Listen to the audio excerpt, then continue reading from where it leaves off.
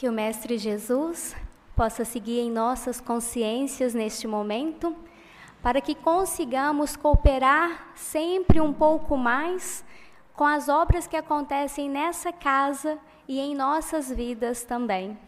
Que nós não tenhamos dúvida de que enquanto aqui nos encontramos, estamos sendo beneficiados pela espiritualidade amiga. E os nossos entes queridos que trazemos em nossa consciência e em nosso coração também estão sendo beneficiados. Isso é claro se mantivermos a nossa consciência voltada para Deus, se mantivermos o nosso coração aceso na luz da fé e da esperança. O tema que a gente vai trabalhar na noite de hoje é ressurreição e reencarnação. A gente vai trazer um pouquinho, inicialmente, uns conceitos para a gente relembrar o que cada um desses termos significa e a gente vai decorrer um pouco sobre o assunto.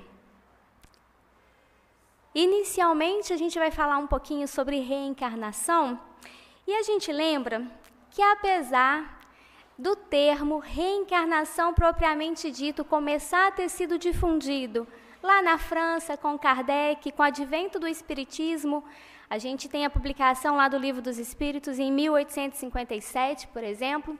Então, a gente vê o termo sendo um pouco mais difundido, principalmente aqui no Ocidente. Mas, o que o termo significa, que seria essa sucessividade de vidas, essa oportunidade que a gente tem de renascer novamente em corpos diferentes, ele não é exclusivo do Espiritismo.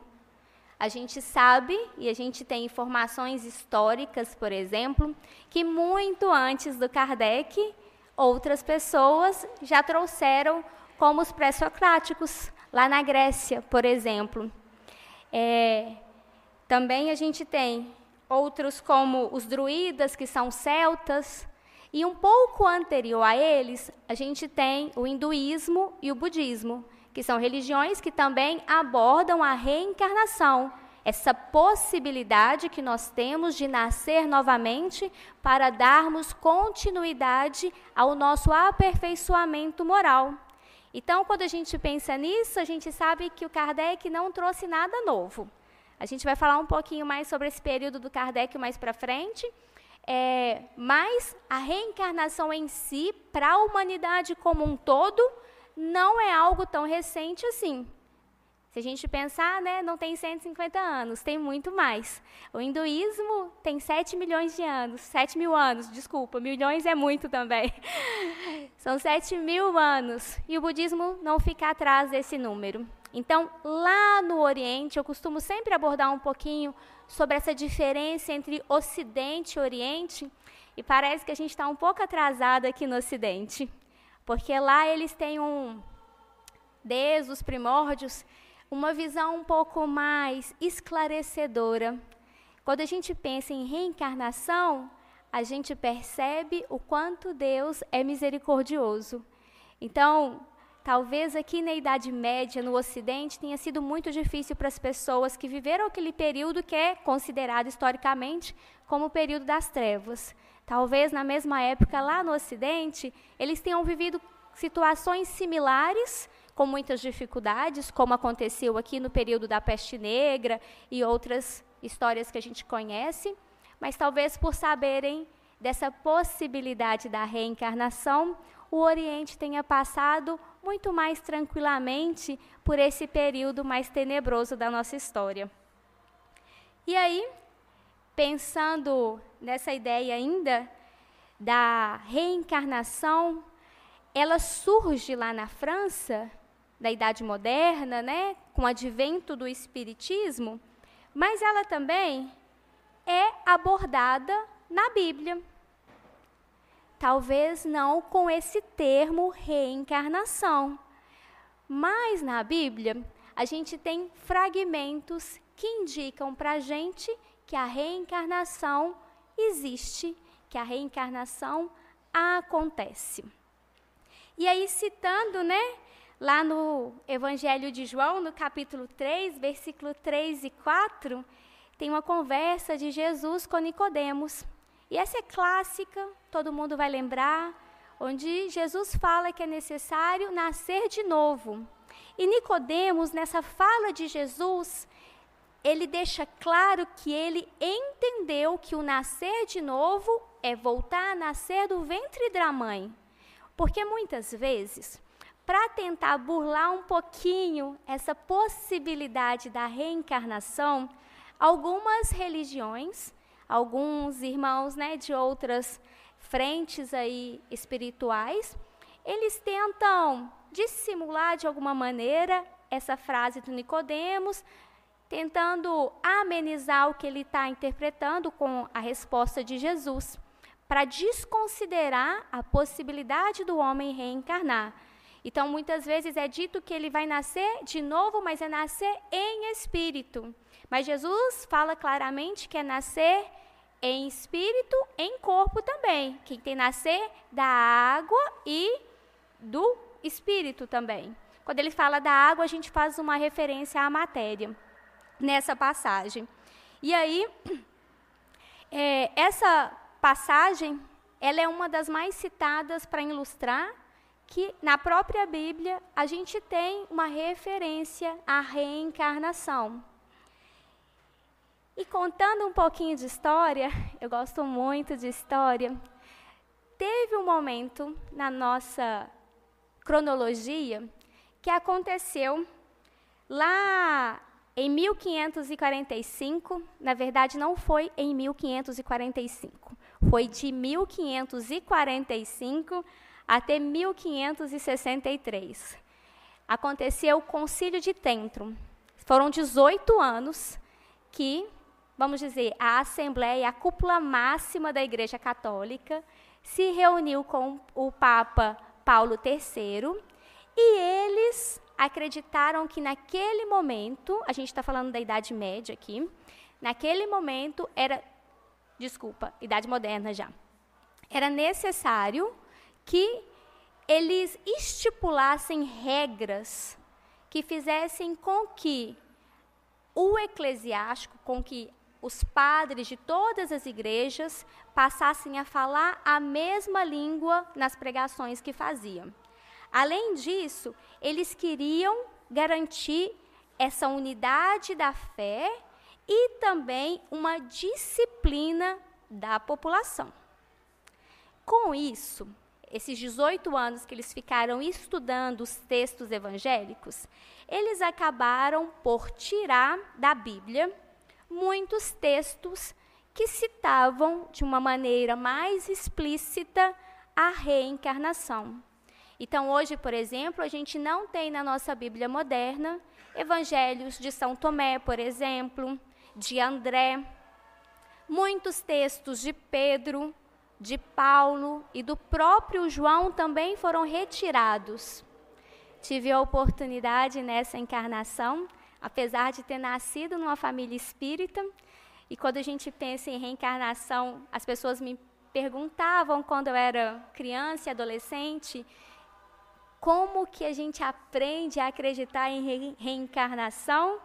E eu sempre ria porque eu não sei explicar como a gente aprende, porque eu já nasci no meio espírita, então, para mim sempre existiu reencarnação, eu nunca pensei ao contrário. E é até interessante quando eu encontro alguma pessoa que veio de alguma outra denominação religiosa, e essa pessoa era católica ou evangélica, que conhece o espiritismo, como para ele se desvela como algo novo, e eu não tive a oportunidade de pensar que era algo novo nessa encarnação, mas eu tive a oportunidade de experimentar por alguns anos a vida monástica dentro da Igreja Católica. E dentro da Igreja Católica, quando a gente pensa em ser freira, padre, a gente estuda. E os nossos estudos incluem o que seriam esses evangelhos apócrifos que não estão contidos na Bíblia. E aí, lendo o Evangelho de Tiago, lá no convento, lendo alguns outros textos de Pedro e de Paulo, eu tive a oportunidade de constatar que realmente está escrito referências à possibilidade de nascermos de novo, não apenas em espírito, mas em outro corpo. É muito claro, e aí a gente entende por que eles tiraram também. Pensando nesse contexto histórico da Idade Moderna, Reforma Protestante acontecendo ali na Europa, tem todo o advento das artes com Michelangelo, Da Vinci e tudo mais. A igreja estava com muito medo de perder fiéis.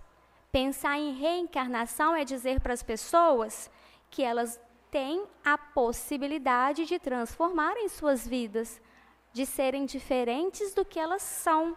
Se hoje elas são pobres, se elas são servos, não está mais no período feudal, mas a gente tem uma referência muito próxima por conta da ligação, a distância cronológica é muito pouca. Então, a gente ainda tem toda essa questão de submissão da classe trabalhadora naquele período, e isso influenciou muito a decisão que esse Concílio de Trento tomou nesse momento histórico, de retirar todas essas referências de reencarnação da Bíblia. Porque a Bíblia, ela começa a ser lida a partir daquele momento, né? Com a Reforma Protestante. Antes ela era apenas em latim, mas aí vem também essa possibilidade da tradução com Lutero. Ele é o primeiro que faz uma tradução para o alemão e divulga para a população que já sabia ler naquele período. Então, nesse momento, a gente começa a entender um pouquinho por que a reencarnação foi tão banida ao longo dos séculos, até chegar o Espiritismo, e mesmo depois do Kardec, a gente sabe que o preconceito, infelizmente, dificultou muito o avanço do entendimento da população. E muitas pessoas que talvez, pela possibilidade da reencarnação, pudesse compreender um pouco melhor o que acontecia na vida delas, acabaram perdendo essa oportunidade, porque esse termo não chegou para elas por conta do preconceito. Eu lembro que na década de 80, ainda criança, era algo, pelo menos lá no interior, pouco difundido. As pessoas não falavam que eram espíritas. As pessoas tinham muito receio de falar sobre espiritismo, porque eram taxadas, né, como bruxaria, como feitiçaria e coisas do tipo. Então, não se comentava sobre isso. Aqui, talvez na capital, eu não sei dizer, mas em muitos outros locais, provavelmente as pessoas passaram por situações similares, onde as famílias se reuniam apenas dentro de casa. E avançando um pouquinho, a gente vai pensar em reencarnação agora, mais dentro do Espiritismo. A gente sabe que um dos pilares que o Kardec aponta para o Espiritismo é a ciência. Espiritismo não é religião. Espiritismo, antes de ser uma religião, é uma ciência. O Espiritismo surge a partir de uma observação empírica. Falei isso essa semana. O Kardec foi observar os fenômenos que estavam acontecendo e catalogou tudo aquilo. Ele fez um estudo. Kardec, ele era um estudioso. Então, o Espiritismo não surge como religião. Hoje, aqui, a gente está reunido como uma casa, uma igreja, né? Mas a ideia base do Espiritismo é que a gente busque o conhecimento, porque é o conhecimento que transforma. E como o irmão anterior estava falando, o trabalho que engrandece e nos transforma também. Então, pensando nessa ideia de que o Espiritismo é uma ciência, a reencarnação também ganhou um estudo mais empírico, no período que o Kardec fez todas as pesquisas dele. E aí, compartilhando um pouquinho, nesse período, lá na Europa, além do espiritismo que surgia, existiam algumas outras correntes que também começaram a difundir a reencarnação, e o que acabou favorecendo e facilitando essa difusão de uma maneira geral, não só na Europa, como aqui na América também acaba chegando essa terminologia. E aí a gente pode citar, por exemplo, alguns movimentos de cunho científico e espiritual, como a Sociedade Teosófica, que foi fundada pela Helena Blavatsky E Helena Blavatsky era russa, e ela traz, a partir dos estudos que ela fez, nas viagens que ela teve a oportunidade de vivenciar nos países orientais, ela traz muito para os escritos que foram lançados nas revistas da Sociedade Teosófica, essa expressão da reencarnação. Então, nesse momento da Europa, as pessoas estão muito interessadas em ciência. Então, além da Revista Espírita, além da Revista da Sociedade Teosófica, alguns outros acontecimentos favoreceram a difusão da reencarnação, como, por exemplo, a psicanálise. E aí a gente está falando do Jung, e o Jung tem estudos muito aprofundados sobre a reencarnação. Ele tem estudos sobre como que a espiritualidade influencia na personalidade das pessoas. E ele também fala muito sobre a influência que existe, provavelmente, se nós considerarmos reencarnação, das nossas vidas passadas na nossa personalidade atual. Além do Jung, a gente também tem a Anne Besant, que divulgou, através dos seus livros, muitas coisas que faziam referência à reencarnação e essa possibilidade que nós temos de melhorarmos a nossa evolução moral através das experiências que nós vamos adquirindo aqui na escola terrestre.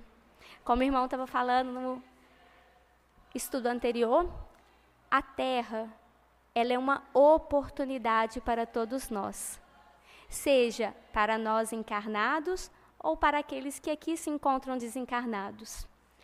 A todo momento nós estamos recebendo a oportunidade de nos melhorarmos, de nos aperfeiçoarmos. Se pensarmos em reencarnação como uma escada, cada degrau provavelmente é uma reencarnação pela qual nós passamos. E aí a gente pode imaginar uma escada bem grande, porque com certeza foram muitas as reencarnações que cada um de nós já vivenciou até esse momento. O que acontece muitas vezes é que existe encarnações que são mais marcantes. Assim, acontece às vezes, por exemplo, quando as pessoas estão nas reuniões de tratamento espiritual, algum espírito se manifesta ali com vestimentas do século V, com vestimentas do século XV, talvez. Porque aquela encarnação, para aquela pessoa, para aquele espírito, foi algo marcante e ela ainda continua guardando fragmentos dela. Mas isso não significa que a última encarnação da pessoa foi há 500 anos atrás. Provavelmente ela já encarnou nesses 500 anos muitas vezes, muitas vezes.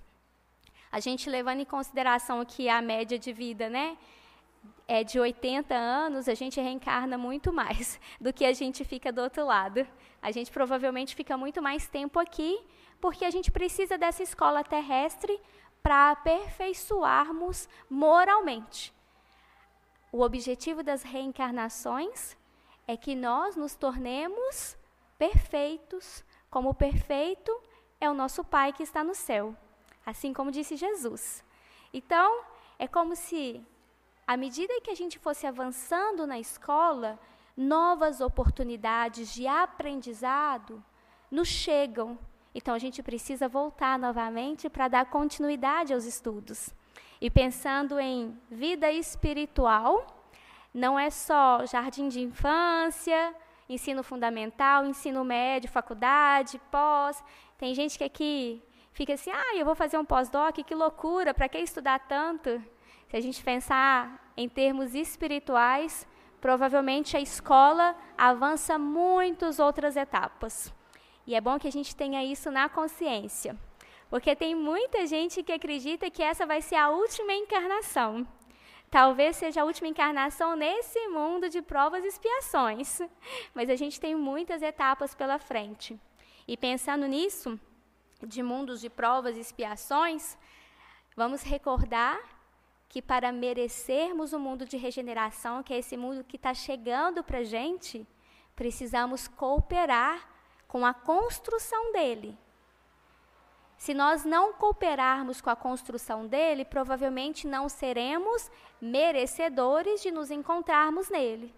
E a gente sabe que, assim como a Terra, existem muitos outros mundos. Existem mundos mais evoluídos e mundos um pouco mais primitivos.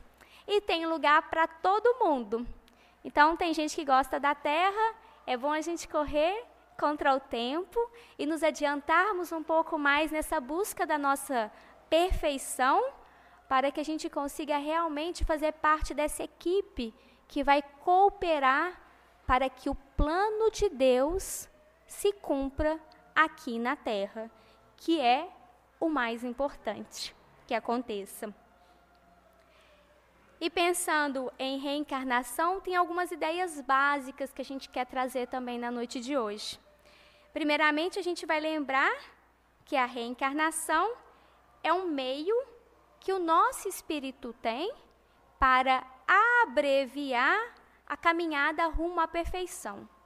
Abreviar no seguinte sentido: sempre que a gente reencarna, a gente vive experiências e é a partir dessas experiências que nós vamos tendo a oportunidade de agirmos conforme as leis divinas. É a partir das nossas relações interpessoais do cotidiano. Se nascêssemos em uma ilha, não aconteceria aperfeiçoamento algum. Numa ilha isolada, dizendo mais claramente. Se a gente fosse sozinho, provavelmente a nossa evolução iria demorar muito mais.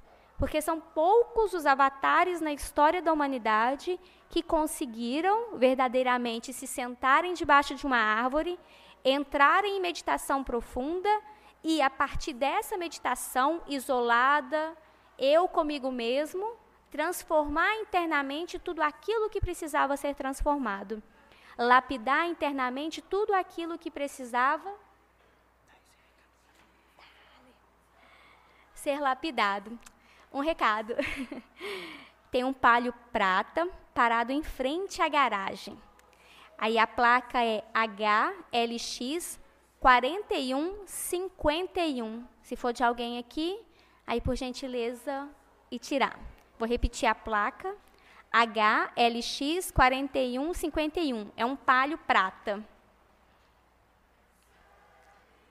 Continuando, a gente tem também que a reencarnação nos dá a oportunidade de vidas sucessivas.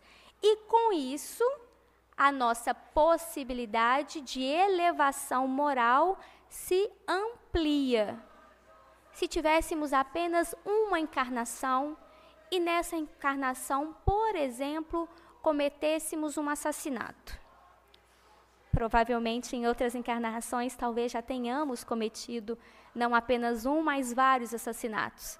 Se a gente lembra novamente da história da humanidade, muitas guerras aconteceram e provavelmente participamos de algumas delas. Então, naquele período, lá no início das nossas encarnações, matar talvez fosse uma possibilidade que nos garantisse a sobrevivência. À medida que a gente vai evoluindo, à medida que a gente vai avançando, as pessoas começaram a matar não apenas por sobrevivência, mas também por ganância. Se a gente pensar nas guerras santas que aconteceram ao longo da humanidade, e eu estou frisando um pouco mais toda essa questão histórica, porque reencarnação e ressurreição tem muito dessa cronologia histórica. Então, se a gente pensa que nessas idas e vindas, aqui para a Terra de volta, a gente já cometeu muitos erros. Se não tivéssemos a oportunidade de reencarnarmos, não teríamos a oportunidade de deixarmos de fazer o mal. Consequentemente, não teríamos a oportunidade de aprendermos a fazer o bem, porque é tudo gradual. Assim como a escada, a gente vai crescendo também moralmente. Hoje, todos nós que aqui nos encontramos sabemos que diante das leis divinas e diante das leis dos homens, matar outra pessoa é errado, é um crime. Mas em outras encarnações, provavelmente, não tínhamos esse conhecimento. Isso se aplica a muitas outras situações. Houve momentos na história em que cuidar do nosso corpo físico não era importante. As pessoas ficavam apenas no nível intelectual. Houve momentos da história em que, por exemplo, uma atenção mais voltada para as crianças não existia. A gente vê imagens na internet de fotografias antigas, as crianças se vestiam como adultos, e elas não só se vestiam como adultos, elas eram tratadas como adultos. As crianças, algum tempo atrás, trabalhavam nas fábricas, logo no advento da era industrial. E isso era normal, era comum e era aceitável para aquele momento. Hoje, a gente sabe que não é o adequado, que não é o que a gente deveria estar fazendo, apesar de sabermos também que, infelizmente, isso acontece. Ainda pensando nessas ideias básicas da reencarnação, ela nos dá a oportunidade de darmos um passo adiante. Se não tivermos a oportunidade de aqui nos reencontrarmos novamente na Terra, a gente não vai conseguir reequilibrar certos laços que foram um pouco conturbados em outras encarnações. A gente sabe que o seio familiar é basicamente a nossa principal escola. Ali se reúnem os nossos principais desafios. Pais, mães, filhos, irmãos e todos os outros agregados que se somam ali à rede familiar. Eles são os nossos principais desafios e as nossas principais oportunidades de darmos saltos evolutivos nessa vida. É bom que nós tenhamos isso na consciência para que a gente aproveite. Por mais difícil que seja a relação com certos familiares, nós podemos fazer a transformação que já é possível para que um equilíbrio comece a se estabilizar entre as nossas relações. E, consequentemente, a gente vai diminuindo um pouco mais essa distância entre nós e Deus, entre a outra pessoa e Deus. Por mais difícil que as outras pessoas sejam, quando nós nos adiantamos espiritualmente nessa jornada evolutiva, nós servimos de exemplo para os nossos irmãos. Provavelmente, quando nos encontramos aqui, participando dos estudos na casa de Glacos, a gente lembra de algum amigo, de algum irmão, de algum parente, e logo pensa, ele deveria estar aqui escutando essa palestra hoje. Vamos levar em consideração que nós aqui nos encontramos e nós já temos condições de ouvir o que nós estamos escutando e, mais do que isso, é uma chamada de atenção para que nós comecemos a colocar em prática todos os ensinamentos de Jesus que nós recebemos aqui na casa de Glacos e em muitos outros locais onde nos encontramos no nosso dia a dia. Temos que sair do nosso comodismo de acreditar que o outro precisa se transformar. A reencarnação nos dá a oportunidade de transformação própria. É a nossa transformação que precisa acontecer. Estamos recebendo a oportunidade de evoluirmos. Consequentemente, a nossa evolução pode favorecer também alguns passos para os nossos irmãos de convivência, a partir do nosso exemplo. E ainda, falando sobre essas ideias básicas da reencarnação, ela vem nos falar também sobre o progresso infinito. Lá no Livro dos Espíritos, a questão 169 fala sobre isso. A gente não vai parar de reencarnar. A gente não vai deixar de viver. A gente não vai chegar a um momento onde a gente vai sentar no paraíso e ficar escutando os anjos tocarem harpa. Isso é ilusão. Jesus disse o seguinte: meu Pai trabalha até hoje e eu trabalho também. Então, se alguém está pensando que caminho evolutivo é sair dessa para melhor, isso não vai acontecer. Não nesse sentido literal que essa frase muitas vezes nos remete. A gente vai sair dessa para melhor, mas é para uma vida nova, uma vida renovada, uma vida onde nós já vamos começar a fazer o bem bem feito. A gente já avança um pouco mais. Mas a nossa encarnação não vai deixar de acontecer. Não vamos deixar de voltar à Terra ou a qualquer outro mundo para continuarmos a progredir moralmente, para continuarmos essa nossa trajetória evolutiva na seara espiritual. Então, vamos nos recordar, essa história de que a gente tem um paraíso, ele é real, mas esse paraíso não é algo externo, esse paraíso precisa ser construído dentro de nós. E se nós queremos escutar anjos tocando harpa, o nosso melhor caminho é elevarmos a nossa vibração através da consciência para nos sintonizarmos com níveis mais elevados, nos sintonizarmos com os irmãos maiores, para que a gente comece a escutar, assim, esses anjos que não apenas tocam música, mas que também cooperam significativamente conosco se nós começarmos a prestar um pouquinho mais de atenção na nossa intuição. Então, é só um adendo assim. Os anjos, eles não ficam só tocando harpa. Eles estão para cooperar como amigos, como irmãos, como seres mais elevados, assim como a espiritualidade o faz, para que a gente consiga se aproximar um pouco mais de Deus. E ainda, a gente tem, através da reencarnação, a justiça divina. Muitas vezes, quando a gente fala de reencarnação, as pessoas citam: por que existem crianças que desencarnam tão precocemente? Por que pessoas nascem com alguma deficiência física? Isso tudo faz parte da justiça divina. Não é um julgamento exacerbado, onde Deus está punindo alguém por algo. Pelo contrário, Deus está nos dando a oportunidade, através dessas situações que podem acometer a nossa vida, de que com aquelas limitações, de que com aquela experiência, nós possamos aprender algumas coisas.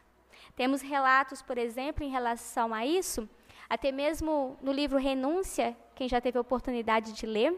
Quem não leu, aproveite a dica de leitura, porque é um livro belíssimo. A gente aprende realmente como nos aproximarmos um pouco mais de Deus com a leitura desse livro, Renúncia, do Emmanuel. Lá, em uma das partes do livro, tem a história que o tio da Alcione, ele comete muitos erros na encarnação.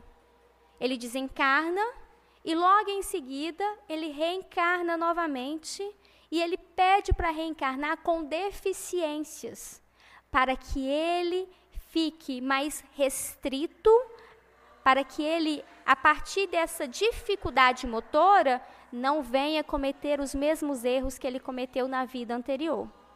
E ele tem uma encarnação breve, mas uma encarnação que ele realmente consegue se libertar um pouco do sofrimento mental que ele carregava consigo por todas as coisas ruins que ele fez na encarnação passada para aquela família. Então, a gente precisa levar isso em consideração. Ele pediu, e provavelmente nós também pedimos por muitas coisas que nós recebemos hoje na nossa encarnação. Outras pessoas que passam por situações difíceis, talvez seja para elas também essa situação difícil o que vai impulsioná-las a adiantar-se um pouco mais nessa escada evolutiva. E outra coisa que a reencarnação nos possibilita é a valorização dessa oportunidade de nos encontrarmos aqui na Terra, que é uma oportunidade abençoada. Quem pensa que servir em tarefas na casa de Glacos todos os dias da semana, que passar o dia inteiro fazendo trabalhos voluntários vai fazer com que ela não tenha mais a necessidade de reencarnar, está muito enganada. Provavelmente isso não vai acontecer. A reencarnação, ela para muitos espíritos já não é necessária, mas eles aprenderam enquanto estavam aqui o quanto essa oportunidade é valiosa. E avançando um pouquinho, a gente vai falar de ressurreição. E aí a gente tem ressurreição como um termo mais novo. Quando a gente pensa em reencarnação, não a palavra reencarnação, mas o que a reencarnação se traduz, né? Era bem mais antigo do que o termo ressurreição. O termo ressurreição, ele vem lá com Jesus há 2000 anos atrás. A gente começa a ter esses relatos e é uma apropriação ideológica de algumas denominações espirituais. Então, na Bíblia, o termo reencarnação foi muitas vezes substituído por essa palavra, ressurreição. Em outros momentos, a palavra ressurreição realmente quer dizer o que está ali na Bíblia, explicitando. Mas a gente traz aqui também a ideia de que ressurreição, nessa ideologia religiosa, ela tem duas conotações.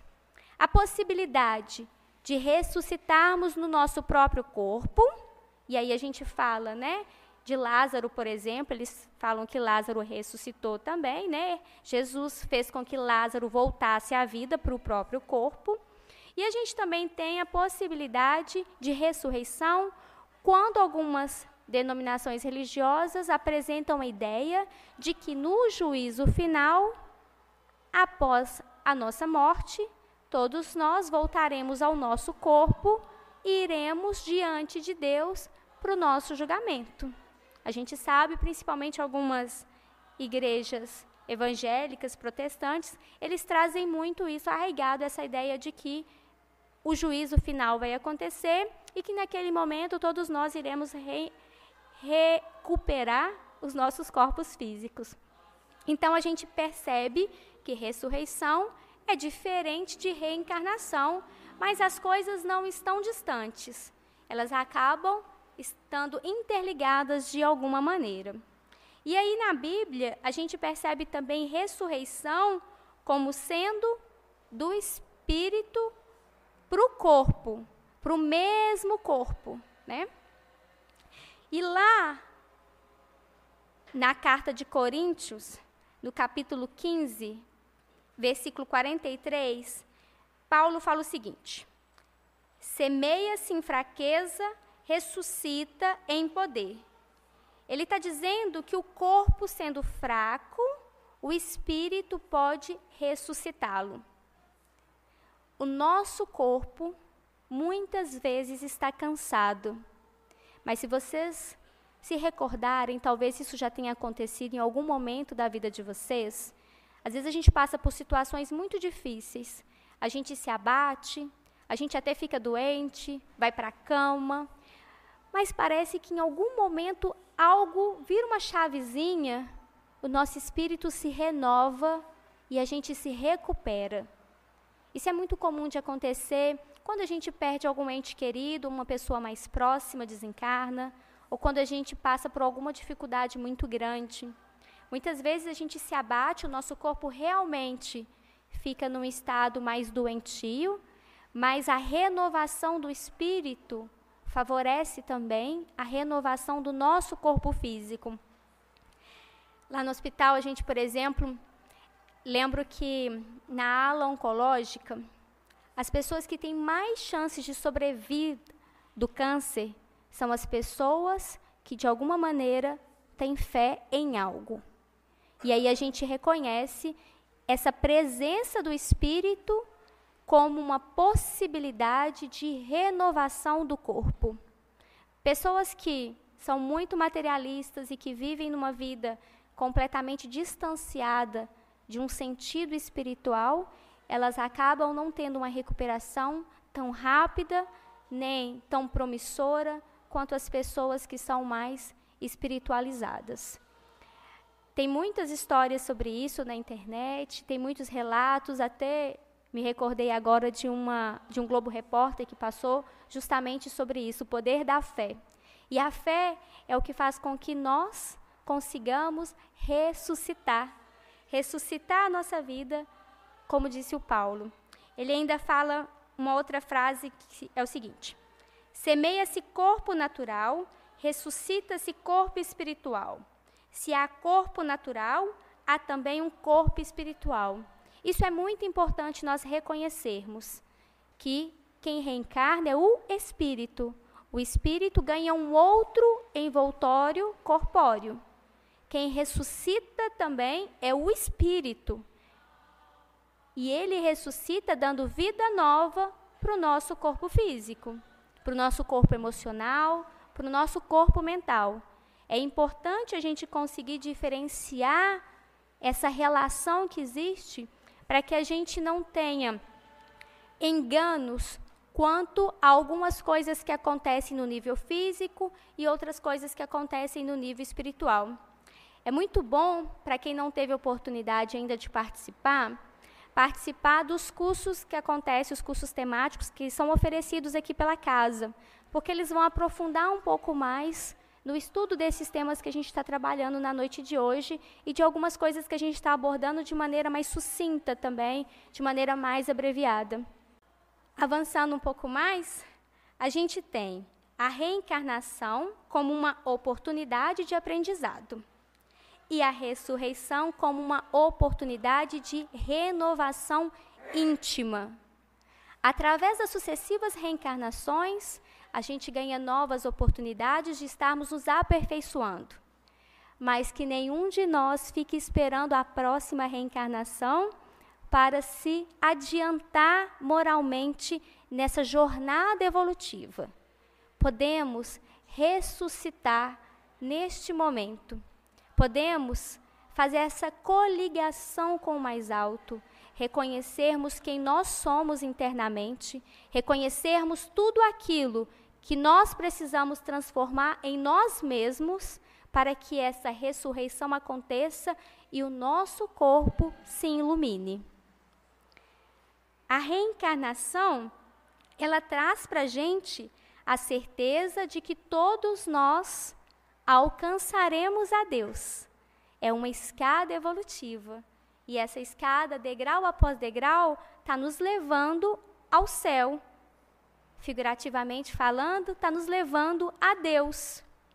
A ressurreição, ela nos dá a oportunidade de passarmos a viver em Deus nesse momento. Então, a gente não precisa esperar subir todos esses degraus para encontrar Deus, para viver junto a Deus. Nós podemos permitir que Deus venha viver junto conosco. É um caminho diferente. Tem aquela pintura lá na Capela Sistina, onde tem a figura de Deus e do homem. E se a gente parar para olhar um pouco mais atentamente, Deus está com a mão esticada em direção ao homem. E o homem está como que um pouco preguiçoso, fingindo que quer chegar a Deus. Muitas vezes nós estamos neste comportamento. A gente finge, a gente vive de aparências. A gente faz isso, faz aquilo, a gente frequenta a casa, a gente pratica tarefas, mas a gente não está verdadeiramente interessados em permitir que Deus venha viver conosco. É bom que a gente reflita um pouco mais sobre isso, para que essa transformação íntima que é necessária acontecer, possa ser por nós trabalhada conscientemente. Então, a gente entende que não existe uma dualidade entre reencarnação e ressurreição, e que as duas, na verdade, podem se complementar, apesar de que, na Bíblia, o termo foi substituído em muitas passagens, e a gente já sabe os motivos históricos que isso aconteceu. Jesus disse o seguinte: ainda tenho muito que vos dizer, mas vós não podeis suportar. Quando vier, porém, aquele Espírito de verdade, ele vos guiará a toda a verdade, porque não fará por si mesmo, mas dirá o que tiver ouvido e vos anunciará as coisas vindouras. Essa passagem está lá no Evangelho de João, no capítulo 16, versículo 12 a 13. E a gente pensa o seguinte: o Espiritismo, ele nos dá a oportunidade de sermos consolados em todas aquelas mazelas que trazemos por conta das nossas imperfeições. Se buscarmos verdadeiramente nos aperfeiçoarmos, se buscarmos através do estudo, e aí a gente vai voltar àquela ideia de que o Espiritismo, antes de religião, é ciência. É fundamental que a gente leia as obras básicas. O Livro dos Espíritos, o Evangelho, a Gênese e todos os outros livros da codificação. Eles vão trazer para a gente a base que é necessária para que a gente se fortaleça internamente, para que a nossa mente se fortaleça, para que o nosso coração se fortaleça. Aí eu estou falando de campo de corpo mental, de corpo emocional, para que a gente lide melhor com as adversidades do nosso dia a dia. Jesus tinha prometido um consolador. Nós recebemos esse consolador e muitas vezes não estamos utilizando adequadamente essa oportunidade. Então eu deixo aqui essa recomendação para que comecemos a praticar essa leitura diária das obras básicas, porque nesses livros nós temos tudo aquilo que nós precisamos para verdadeiramente começarmos a dar passos mais significativos nessa nossa transformação moral e, consequentemente, espiritual. E mais uma frase que a gente traz para finalizar o estudo da noite de hoje. O Chico falava o seguinte: não é possível voltarmos ao passado e fazermos um novo começo, mas é possível recomeçarmos agora e fazermos um novo fim. Deus é benevolente, Deus é misericordioso. Toda a espiritualidade que nos acompanha está de prontidão para responder sim ao nosso chamado. Mas não adianta sentarmos no sofá e ficarmos com aquela ideia mental de que algo melhor vai acontecer em nossas vidas. A gente precisa levantar. Como disse Jesus, levanta-te e anda. Isso explicita a necessidade de trabalho e de cooperação da nossa parte. A transformação vai acontecer, mas é fundamental o nosso esforço próprio. Se não trabalharmos em nosso favor, ninguém, nem mesmo Deus, poderá nos transformar. Isso não vai acontecer. Cada um de nós é responsável pela própria vida. Nós somos responsáveis por muitas outras coisas, mas a gente costuma se esquecer de que a nossa evolução só depende de uma pessoa, de nós mesmos. Agradecemos a todos mais uma vez por essa oportunidade, que o Mestre Jesus possa seguir em nossas consciências e que onde quer que nós estejamos, que nós possamos pedir que Ele ali se encontre conosco. Gratidão.